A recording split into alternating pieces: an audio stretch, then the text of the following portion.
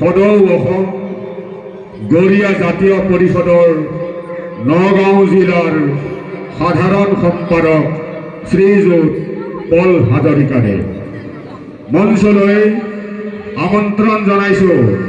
আজিৰ উদ্বোধন শ্ৰীযুত পল হাজৰিকাদেৱক আৰু আগবঢ়াই আনিবৰ বাবে মই আনন্দ বৰাদেৱক অনুৰোধ জনালোঁ। এই মঞ্চত পল হাজৰিকাদেৱ এখনি ফুলাম গামোচাৰে বিহু সমিতিৰ তৰফৰ পৰা এখনি আজি সম্বৰ্ধনা জনাম। সদৌ অসম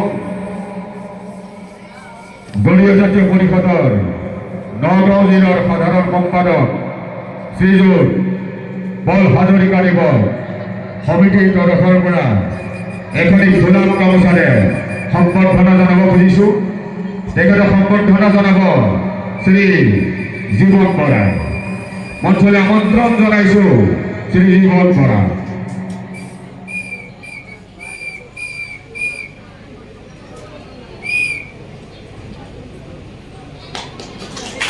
ধন্যবাদ।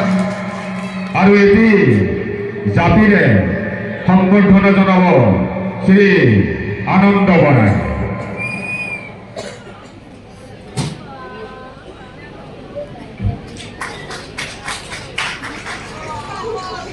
উদ্বোধক শ্ৰী পল হাজৰিকাদেৱৰ উদ্বোধনী বক্তব্য ৰাখিবলৈ অনুৰোধ জনালোঁ।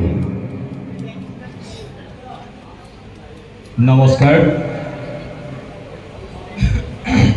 পৰম শ্ৰদ্ধাৰ গটকাবাসী ৰাইজ, মই পল হাজৰিকা, সদৌ অসম গৰীয়া জাতীয় পৰিষদ নগাঁও জিলাৰ সাধাৰণ সম্পাদক আৰু মোৰ ঘৰ নগাঁৱৰ দক্ষিণ হাইগড় গাঁও।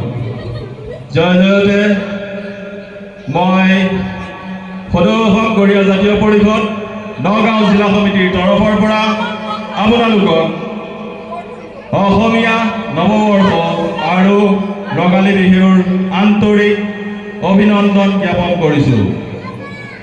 আজি আমাৰ এই ঘটনা সৰস্বতী পুথিভঁৰাল ও তৰুণ সংঘৰ সৌজন্যত ৰঙালী বিহু উদযাপন কৰা হৈছে আৰু এই চেগতে মোক ইয়ালৈ আমন্ত্ৰণ কৰি অনাৰ বাবে মই বিহু সমিতিক ধন্যবাদ জ্ঞাপন কৰিছোঁ।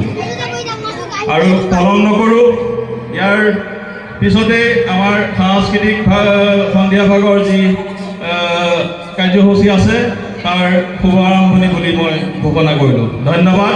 জয় অসম।